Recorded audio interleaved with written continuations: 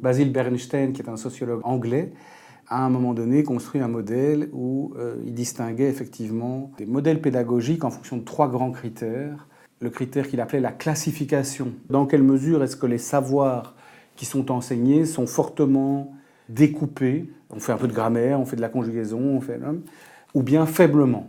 On a une activité beaucoup plus globale sans qu'on spécifie exactement quel type de savoirs sont derrière.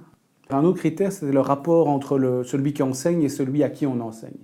C'est-à-dire, est-ce que c'est un rapport hiérarchique ou un rapport où l'un sait et l'autre ne sait pas, le maître et l'élève, l'enseignant, l'étudiant, ou bien est-ce qu'on essaie de construire ça dans un rapport un peu plus horizontal, de co-construction, d'accompagnement, où l'enseignant est plutôt là pour aider l'apprenant à construire lui-même ses savoirs, etc. Et puis le troisième, c'était l'évaluation. Est-ce qu'on a des critères d'évaluation très découpés, très classifiés, ou bien est-ce qu'on a des évaluations plus souples, plus formatives, etc. En fait, ce à quoi il a abouti, c'est une distinction entre ce qu'il a appelé la pédagogie visible et la pédagogie invisible. Le fait même d'utiliser le terme visible et invisible, ça veut dire quelque chose.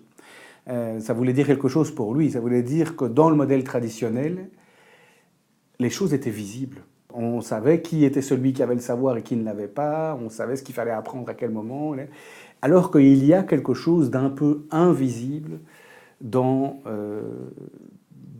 les nouvelles pédagogies, enfin ce qu'on appelle les nouvelles pédagogies, même si elles datent de début du XXe pour beaucoup d'entre elles. Mais il y a quelque chose d'invisible, c'est-à-dire que les enfants ne savent pas nécessairement ce qu'ils sont en train d'apprendre quand ils apprennent.